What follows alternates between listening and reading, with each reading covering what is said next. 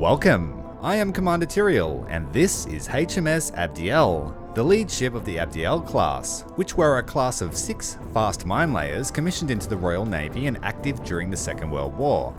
They're also known as the Manxman class and as mine-laying cruisers. These ships were armed with a wide variety of defensive weapons, including a 4-inch main armament. They were also equipped with a wide array of radars, along with large complement of sea mines. Due to their speed, triple stacks, and relatively light construction, they were often mistaken for destroyers.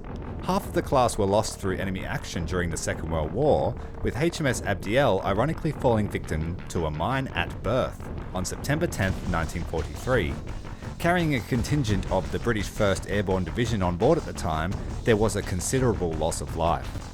It's a fairly unremarkable ship, with its main benefits being fast top speed and a very large complement of mines in protected launch bays. Its relatively unique features make it the perfect ship to use for experimenting with a different type of playstyle for a blue water ship. Utilising philosophies borrowed from the concept of manoeuvre warfare, players will be able to shake up the monotony and surprise a few foes. To lay down a strategy, we need to know the answers to a few questions. What is a mine layer? What is manoeuvre warfare? And how can we combine this into a viable strategy? Firstly, a mine layer is a warship, submarine, or military aircraft deploying explosive mines. Since World War I, the term mine layer refers specifically to naval ship used for deploying naval mines. Mine planting was the term for installing coastal remote-controlled mines at predetermined positions at a coastal fortification. These would be detonated when a ship was within the mine's effective range.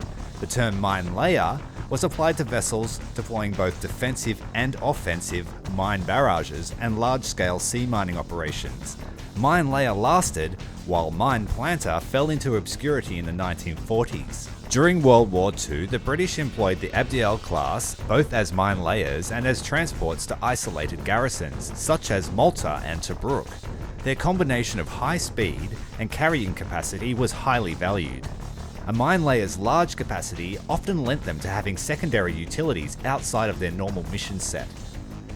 A naval mine layer can vary considerably in size, from coastal boats of several hundred tons to destroyer-like ships of several thousand tons. Apart from their loads of sea mines, most would also carry other weapons for self-defense. Submarines can be mine layers, with the first submarine to be designed as such was the Russian submarine Krab, and USS Argonaut was another. In modern times, few navies worldwide still possess mine-laying vessels, with mines themselves having evolved from purely passive to active. One example being the US Captor, that sits as a mine until it detects a target and then launches a torpedo. Manoeuvre warfare entails avoiding enemy strengths and being able to throw maximum force against their weaknesses. It is key to a proactive force that maintains the initiative. It provides aggression and capability to rapidly engage an enemy, giving little chance to react to the pure complexity of such a method of war.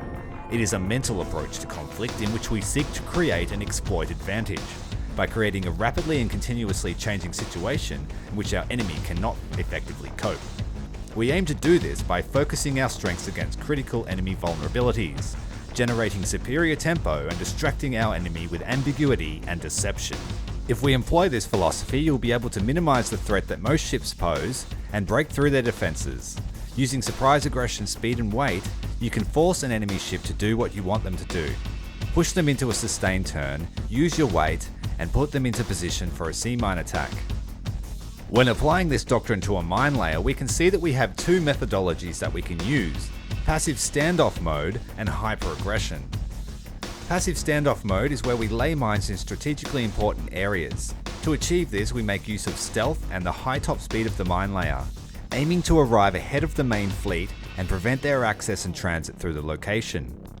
When choosing this method, we need to increase our chances of a hit by laying mines in varied patterns and at differing densities.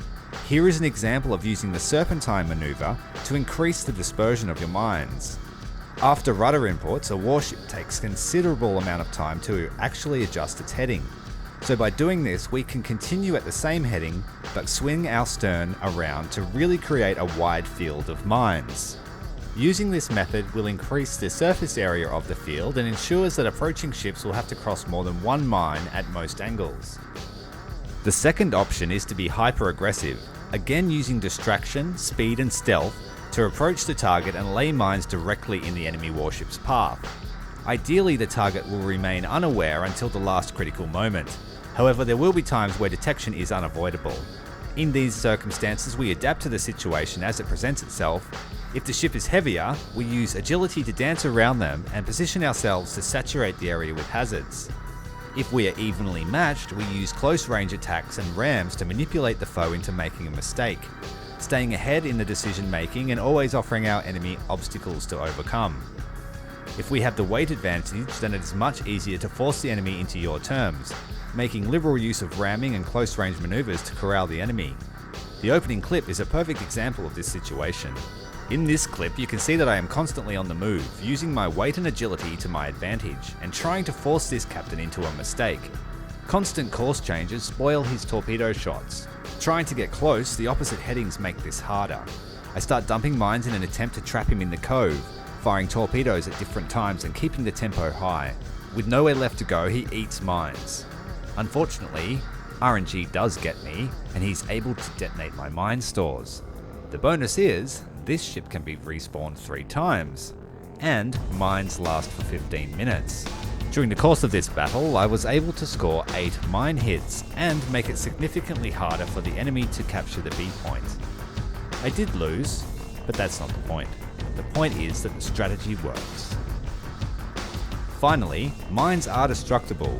With weapons higher than 40mm, I find that armor-piercing shells to be the most effective, though since the removal of the target pointing feature, it has been increasingly harder to target a static point on the scope. This can be extremely useful in saving a friendly ship, or your own life. My final piece of advice is to keep your little eyes peeled for mines at the cap points. Also, keep an eye out to the audio cues. They've been refined and they're much better at detecting mines. Although good luck stopping in time when you're travelling at 30 knots and you spot a mine at 20 yards. Hope you've enjoyed this video. Make sure to leave a like and subscribe to see more. Until next time, Commander Tyrael, out.